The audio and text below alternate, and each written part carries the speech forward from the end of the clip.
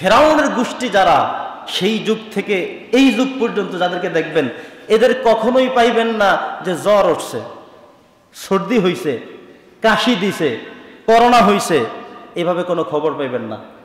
বাংলার জমিন থেকে যে নমরুদ বিদায় হয়ে গিয়েছে, কখনো আমরা শুনি না যে জ্বর উঠছে, সর্দি হয়েছে, কাশি দিয়েছে।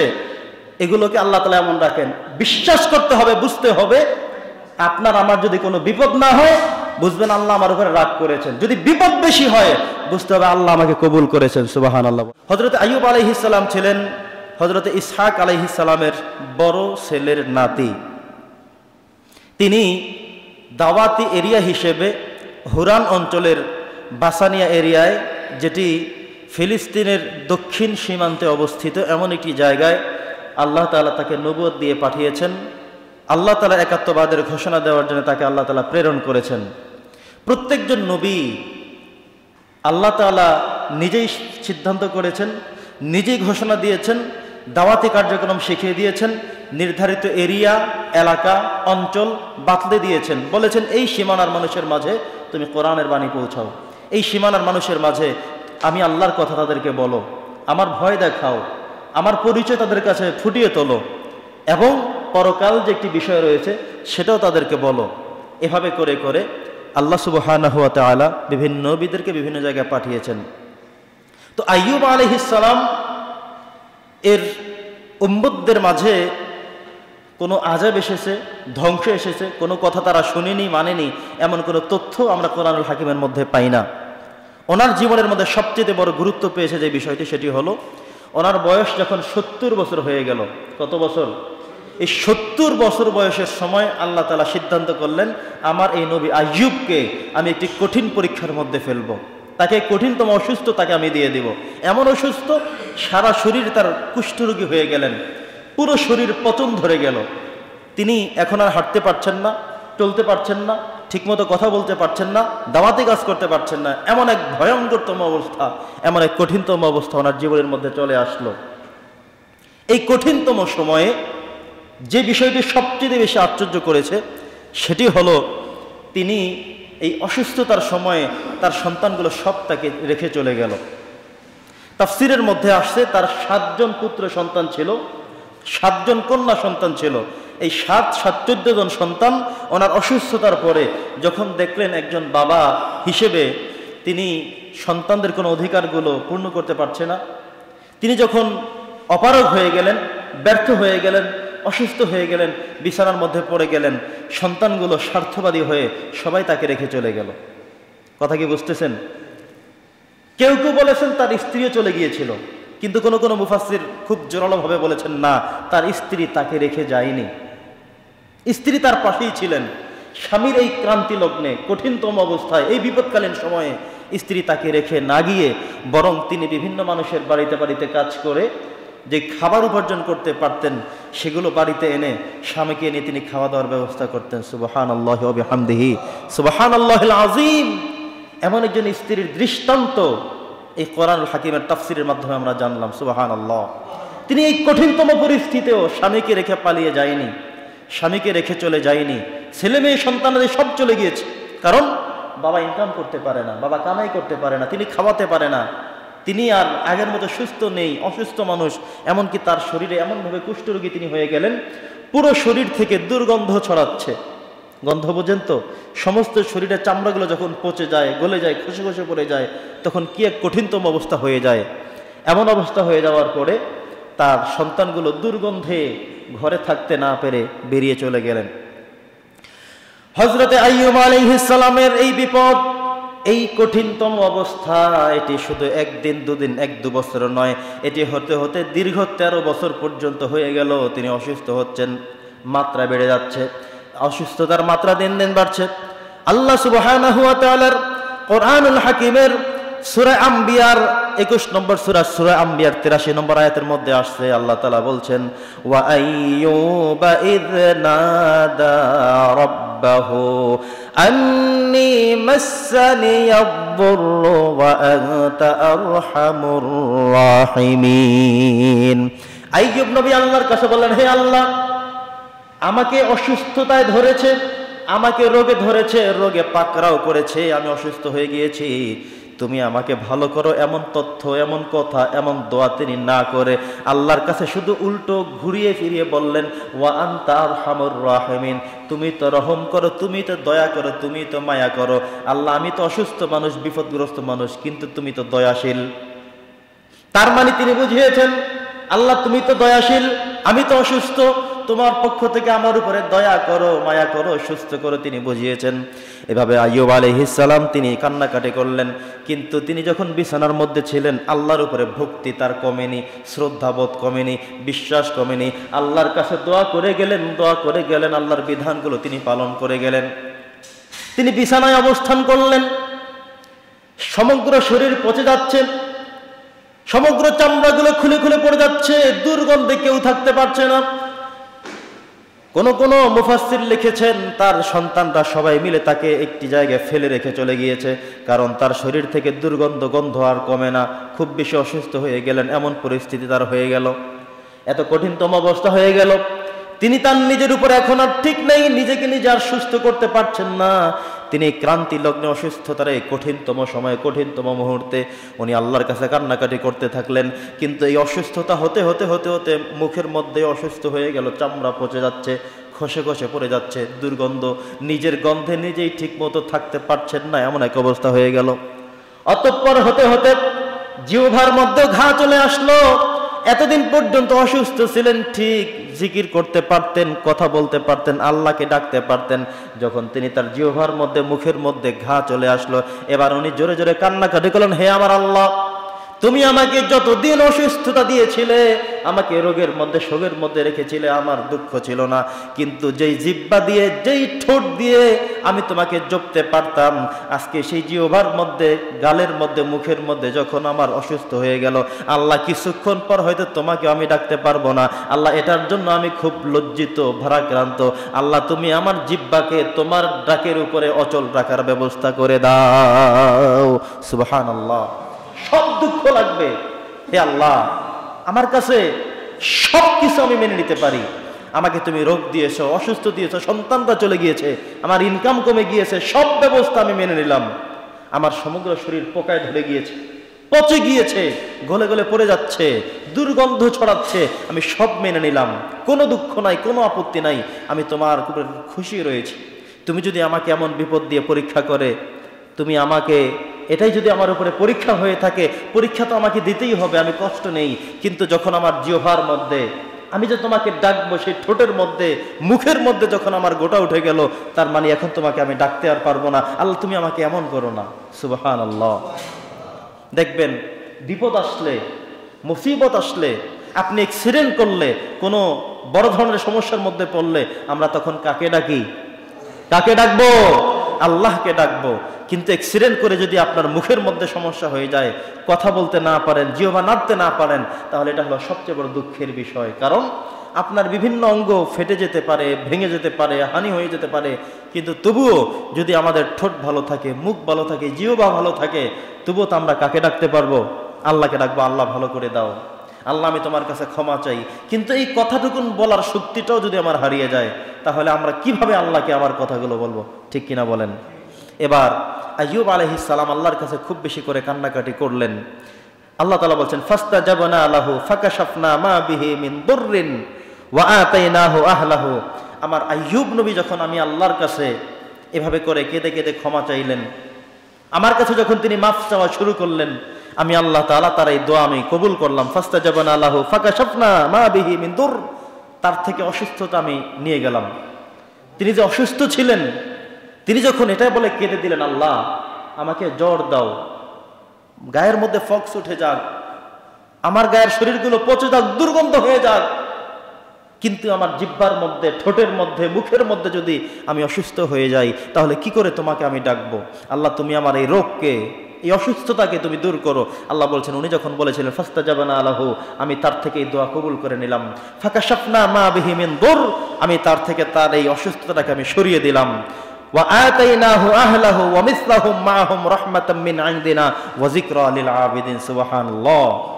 আল্লাহ তাআলা বলছেন, আমি তার থেকে শুধু এগুলো সরিয়ে দিয়ে শেষ করিনি, আমি তার স্ত্রীকে তার কাছে ফিরিয়ে দিলাম, সন্তানদেরকে তার কাছে ফিরিয়ে দিলাম, সবাই তার কাছে চলে আসলো। এরপরে ওমিসলাহুম মাহুম রাহমাতাম মিন ইনদিনা, তাকে অনুরূপভাবে আরো এভাবে আমি সন্তান দিয়ে দিলাম। মুফাসসিররা লিখেছেন ওনার আগের 7 ছেলে 7 মেয়ে, মোট 14 জন ছিল। কতজন ছিল? আল্লাহ বলছেন ওয়ামিসলাহুম মাহুম, তাকে আমি এর অনুরূপ আবারও দিলাম। তার মানে সুস্থ হওয়ার পরে আবারও তিনি 7 জন পুত্র সন্তান এবং 7 জন কন্যা সন্তানের বাবা আবারও হয়ে গেলেন। সুবহানাল্লাহ, তার মানে দ্বিগুণ হয়ে গেল। তাকে আল্লাহ তাআলা কেমন সুস্থ করে দিলেন, আগের সেই শক্তি উদ্যমতা সবকিছু তিনি পেয়ে গেলেন। সুবহানাল্লাহ, তিনি পরিপূর্ণ সুস্থ হয়ে গেলেন। আল্লাহ বলছেন ওয়াজিকরা লিল আবিদিন, এটা আমার বান্দাদের প্রতি, বান্দারা স্মরণ করবে আমাকে, আমাকে ডাকবে, আমি সেই উপদেশ হিসেবে তাদের কাছে রেখে দিলাম। পরি সুবহানাল্লাহ। বন্ধুগণ আমার, আমাদের উপর যে বিপদ মুসিবত আসে এটা দেন কে? কথা বলেন, কে দেন? আল্লাহ তাআলা দেন। আবার আমাদের থেকে বিপদ সরিয়ে নিতে পারেন কে? শুধুমাত্র আল্লাহ। আল্লাহ ছাড়া আমাদের কেউ যত বিপদ আসুক না কেন, বুঝবেন আমার আল্লাহ জানে। আপনি যদি মনে করেন যে আমার যে অসুস্থ, এটা মনে হয় আল্লাহ জানে না।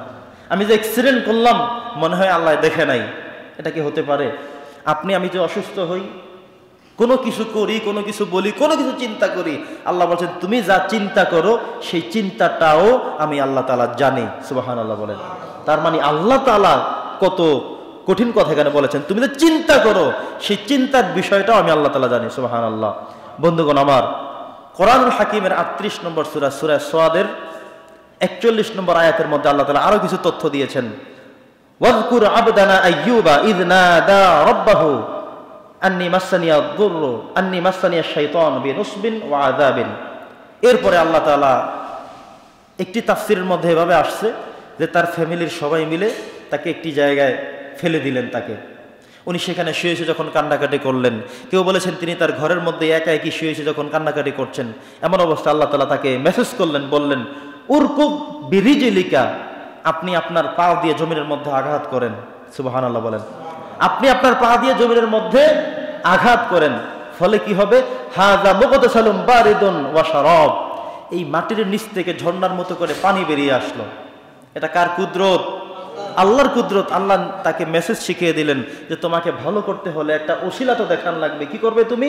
উরকুব বিরিজলিকা, তুমি তোমার পা দিয়ে জমিনের মধ্যে আঘাত করো, জোরে জোরে আঘাত করো। তিনি পায়া দিয়ে জমিনে আঘাত করলেন, সাথে সাথে সেখান থেকে কিছু মুগতাসালুম বারিদ, কিছু ঠান্ডা পানি সেখান থেকে, আল্লাহর রহমতের বাড়ি ধারা সেখান থেকে বেরিয়ে আসলো। আসার পরে আল্লাহ তাআলা বলেন এটা দিয়ে তুমি তোমাকে গোসল সারিয়ে নাও। সুবহানাল্লাহ। তুমি তোমার শরীরের মধ্যে গোসল করে নাও, ওয়া শারাব, এবং পান করো, খাও। তিনি পা দিয়ে আঘাত করার পর দীর্ঘ 13 বছর পর্যন্ত এই অসুস্থ রোগী, কুষ্ঠ রোগী, যিনি তার নিজের জীবনের আশা হারিয়ে ফেলেছেন এক পর্যায়ে বলা যায়, এমন মানুষ কিভাবে ভালো হতে পারে? সমগ্র শরীরের চামড়াগুলো, গোস্তগুলো পচে পচে গলে গলে পড়ছে জমিনে, দুর্গন্ধে। ছেলে মেয়ে সবাই ঘরে রেখে তাকে চলে গেল, শুধুমাত্র স্ত্রী ঘরে ছিল। কেউ বলেছেন স্ত্রীও তাকে রেখে চলে গেল। এমন এক কঠিনতম অবস্থায় দীর্ঘ 13 বছর পর তিনি পার করলেন। তিনি আল্লাহর কাছে বললেন ফাস্তাজাবনা লাহু, তিনি যে দোয়া করলেন ফাকাশাফনা মা বিহি দুর, আল্লাহ তাআলা তার থেকে অসুস্থতা সরিয়ে নিলেন। কিভাবে? এই ভাব হলো এটা, কারণ হলো এটা। আল্লাহ বলছেন উরকুব বিরিজলিকা, আপনি আপনার পা দিয়ে জমিনে আঘাত করুন। হাযা মুগতাসালুম বারিদ, সেখান থেকে ঠান্ডা পানি বেরিয়ে আসলো। আল্লাহ তাকে শিখিয়ে দিলেন এই ঠান্ডা পানি তুমি তোমার পুরো শরীরের মধ্যে দিয়ে দাও এবং সেখান থেকে পান করো। সুবহানাল্লাহ। হযরতে আইয়ুব আলাইহিস সালাম সেখান থেকে পানি নিয়ে তিনি কিছু পান করলেন। পান করার সাথে সাথে ভিতরগত সমস্যা সব সমাধান হয়ে গেল। গোসল করা মাত্র সমগ্র শরীর যে পচে গলে গিয়েছিল, এই সবগুলো তিনি পুরো সুস্থ সবল এক যুবকে রূপান্তরিত হয়ে গেলেন। সুবহানাল্লাহ। এটা ইশারা কার? এই পরীক্ষা নিয়েছিলেন কে? পরীক্ষা থেকে উদ্ধার করেছেন কে? এটা যেই আল্লাহ তখন করেছেন সেই আল্লাহ এখনো আছেন। তিনি কিয়ামত পর্যন্ত বিশ্বাসী যারা হবে, যারা আল্লাহর উপরে বিশ্বাস রাখবে, বিপদে আপদে মুসিবতে আল্লাহ তাআলা কিয়ামত পর্যন্ত এই ব্যবস্থা করে রাখবেন। এমনকি আইয়ুব নবী যে দোয়া করেছিলেন সেই দোয়া আমাদের জন্যও রাখা হয়েছে, যাতে করে আমরা সেই দোয়া পড়ে আল্লাহর কাছ থেকে আমরাও যেন আমাদের জন্যে বিপদ এবং মুসিবতের সময় আমরা যেন আমাদেরকে বাঁচাতে পারি, উদ্ধার করতে পারি। সুবহানাল্লাহ।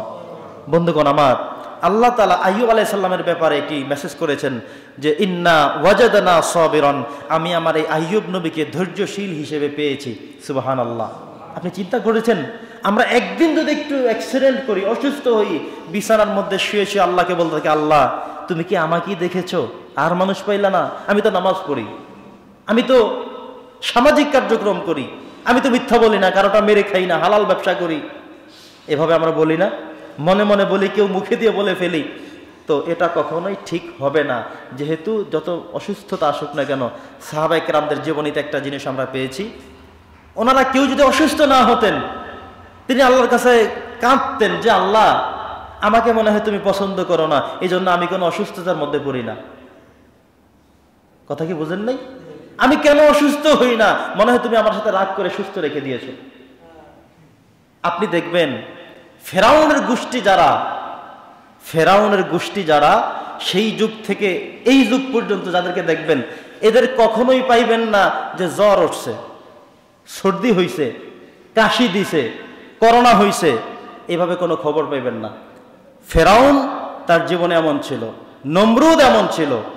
বাংলার জমিন থেকে যে নমরুদ বিদায় হয়ে গিয়েছে, কখনো আমরা শুনি না যে জ্বর উঠছে, সর্দি হয়েছে, কাশি দিয়েছে। এগুলোকে আল্লাহ তাআলা এমন রাখেন। বিশ্বাস করতে হবে, বুঝতে হবে, আপনার আমার যদি কোনো বিপদ না হয়, বুঝবেন আল্লাহ আমার উপরে রাগ করেছেন। যদি বিপদ বেশি হয়, বুঝতে হবে আল্লাহ আমাকে কবুল করেছেন। সুবহানাল্লাহ বলেন। সাহাবায়ে কেরামরা আল্লাহর কাছে হাত তুলে কাঁদতেন, আল্লাহ আমি অসুস্থ হই না কেন, বিপদ আসে না কেন, আমাকে তুমি কি আমার উপরে রাগ করেছো? আপনি দেখবেন যত বড় বড় ওলামায়ে কেরাম, যত নবী রাসূল, প্রত্যেক নবী রাসূলের জীবনে বিপদ বিপদ, বিপদের উপরেও বিপদ, ফ্যামিলিগত বিপদ, সামাজিকভাবে বিপদ, রাজনৈতিকভাবে বিপদ। আপনি প্রত্যেক নবীর জীবনে খুলে দেখেন, সব নবীদের জীবনী এরকমই। জেলের মধ্যে ছিলেন, বন্দী ছিলেন, দাওয়াতি কাজ করতে গিয়ে মানুষ থেকে প্রহার করেছে, এলাকা থেকে তাড়িয়ে দিয়েছে, বের করে দিয়েছে। এই সিস্টেমের কথাই আপনারা পাবেন, ঠিক কিনা বলুন? প্রিয় বন্ধুগণ আমার, বাংলাদেশের আলেমদের দিকেই লক্ষ্য করে দেখেন না, বাংলাদেশের এমন আলেম খুব কমই ছিল যাদেরকে জেলে যেতে হয় নাই, নির্যাতিত হতে হয় নাই। তার মানে আপনি এটা বুঝবেন না, আসলেই মনে হয় চুরি করছে, আসলেই মনে হয় মানুষের ঘরে আগুন দিছে, আসলেই মনে হয় হুজুরের চরিত্র খারাপ ছিল, এই জন্য জেলের মধ্যে আটকানো আছে। কথা বোঝেন নাই? এরকম আপনি মনে করতে পারবেন না। এটা নবী রাসূলদের জীবনী থেকে আসছে, এই পরীক্ষা চলতেই থাকবে। কারো বিপদ দেখলে, যত বড় আলেম, যত বড় আবেগ, তাদের ঠিক বিপদটাও তত বড়। আপনি যদি দেখেন আপনার জীবনে বিপদ আর এই বিপদ, বুঝতে হবে আল্লাহ তাআলা আপনাকে কবুল করেছেন, আল্লাহ আপনাকে পছন্দ করেছেন। আপনি মনে হয় আল্লাহকে ভুলে গিয়েছেন, এই জন্য আল্লাহ বেশি বেশি বিপদ আপনাকে দিচ্ছে। তো বন্ধুগণ আমার, হযরত আইয়ুব আলাইহিস সালাম দীর্ঘ 13 বছর পর্যন্ত, কত বছর? মুখ খুলে বলেন, কত বছর? 13 বছর অসুস্থ ছিলেন। এত অসুস্থ, কুষ্ঠরোগী যাকে বলা হয়, শরীরের চামড়াগুলো, সব গোস্তগুলো পচে পচে পড়া শুরু হয়ে গেল। তিনি যখন জিহ্বার মধ্যে আল্লাহকে ডাকবেন, এখানে যখন গোটা উঠে গেল, তিনি আল্লাহকে ডাকতে কষ্ট হচ্ছে, তিনি অনেক বেশি কান্নাকাটি করলেন, আল্লাহ তুমি আমাকে সমগ্র শরীর নষ্ট করে দিয়েছো, আমি কোনো কষ্ট পাইনি, আমি এটা দুঃখের কিছু নেই, কিন্তু আল্লাহ যে জিহ্বা দিয়ে আমি তোমাকে ডাকবো, তোমাকে আমি স্মরণ করবো, আল্লাহ আল্লাহ বলবো, সেটার মধ্যে যখন আমি অসুস্থ হয়ে গেলাম, আল্লাহ আমি এখন সত্যি তোমার কাছে ক্ষমা চাই, তুমি আমাকে ক্ষমা করো, আমাকে মাফ করো, তুমি দয়াশীল, তুমি রহমান, তুমি রহমান, তুমি রহিম, তুমি দয়া করতে জানো। এই কথা তিনি তখন বলেন এবং খুব বেশি কান্না করলেন যে যে জিহ্বার মাধ্যমে আমি আমার আল্লাহকে স্মরণ করি, সেটা অসুস্থ হলে আল্লাহকে ডাকবো কি করে? দীর্ঘ 13 বছর পর্যন্ত অসুস্থ ছিলেন। এই দোয়া কবুল করে আল্লাহ সুস্থ করলেন। এরপর আল্লাহ তাআলা তাকে সার্টিফিকেট করলেন কি, যে ইন্না ওয়াজাদনাহু সাবিরান, আমি আমার এই আইয়ুব নবীকে ধৈর্যশীল পেয়েছি। ইসমে ফাইলের সিগা সাবিরা, আমি তাকে ধৈর্যশীল পেয়েছি। সুবহানাল্লাহ। এই জন্য বিপদের মধ্যে পড়লে কি করতে হবে বলেন? ধৈর্য ধারণ করতে হবে। যেভাবে ধৈর্য ধরেছিলেন বিভিন্ন নবীরা, রাসূলেরা, এভাবে আমাদেরকে ধৈর্য ধারণ করতে হবে। নি'মাল আবদু ওয়া ইন্নাহু আওয়াব। আল্লাহ তাআলা আরো বলেছিলেন, আমার সে ছিল উত্তম একজন বান্দা। নি'মাল আবদ, একজন উত্তম বান্দা ছিল আমার, ইন্নাহু আওয়াব, এবং সে ছিল আমি আল্লাহ তাআলার অভিমুখী। কার অভিমুখী হতে হবে আমাদের? আমরা নামাজে দাঁড়িয়ে বলি ইন্নী ওয়াজ্জাহতু ওয়াজহিয়া লিল্লাযী, আমি আমার চেহারা, আমি আমার অভিমত, অভিমুখ সবকিছু কার দিকে? আল্লাহর দিকে বলি, আমি নামাজে দাঁড়িয়ে যাই। আল্লাহ তাআলা বলছেন যে আমার আইয়ুব নবী হলো ইন্নাহু আওয়াব, সে হলো আমি আল্লাহ অভিমুখী। আওয়াব শব্দের অর্থ হলো অভিমুখী, আমি আল্লাহর উপরে ন্যস্ত, আমি আল্লাহর উপরে মুতাওয়াজ্জিহকারী একজন বান্দা হলো আমার এই আইয়ুব। বলি সুবহানাল্লাহ। সম্মানিত হাজিরিন, লাইফ লেসন হিসেবে আমরা নিতে পারি। আইয়ুব নবীর মতো আমাদেরকেও আল্লাহ তাআলা বিপদ দিতে পারেন, মুসিবত দিতে পারেন, তখন আমাদেরকে উত্তম ধৈর্য ধারণ করতে হবে। অ্যাক্সিডেন্ট করে পা ভেঙে গিয়েছে, হাত ভেঙে গিয়েছে, ক্ষতি হয়ে গিয়েছে, কিছু একটা হয়ে গিয়েছে, বুঝতে হবে আমার আল্লাহ তাআলা আমাকে পরীক্ষা করছেন। সেই পরীক্ষা আমাকে ধৈর্যের সাথে দিতে হবে। যেভাবে উনি দীর্ঘ 13 বছর পর্যন্ত পরীক্ষা দিয়েছেন, ধৈর্যের পরীক্ষা, ধৈর্যের পরীক্ষা। কথা বোঝেন নাই? আপনি যত অসুস্থ হন না কেন, তখন বেশি বেশি ডাকতে হবে কাকে? আল্লাহকে। দেখবেন মানুষ অসুস্থ হয়ে গেলে শুধু আল্লাহকে ডাকে, ও আল্লাহ, আল্লাহ তুমি ভালো করে দাও, আল্লাহ তুমি সুস্থ করে দাও। তার মানে হলো হয়তো বা আপনি আল্লাহর কথা ভুলে গিয়ে দুনিয়াবি জায়গায় মত্ত হয়ে গিয়েছেন। আল্লাহ তাআলা আপনাকে সেখান থেকে এনে আবারও আল্লাহ বলছেন, তুমি আমার দিকে মুতাবাজ্জি হও, আমাকে বেশি বেশি ডাকো, আমার কথা স্মরণ করো, আমার কাছে ক্ষমা চাও, আমার কাছে দোয়া করো, তাহলে আমি আবারও ভালো করে দিব। তো সবচেয়ে বড় ধৈর্যের পরীক্ষা দিয়েছেন হযরতে আইয়ুব আলাইহিস সালাতু ওয়াস সালাম। ওনার জীবনী থেকে যে ধৈর্যের প্রশিক্ষণ আমরা পেলাম, যে ধৈর্যের শিক্ষা আমরা পেলাম, আমরা যেন আমাদের জীবনীতে বাস্তবায়িত করতে পারি।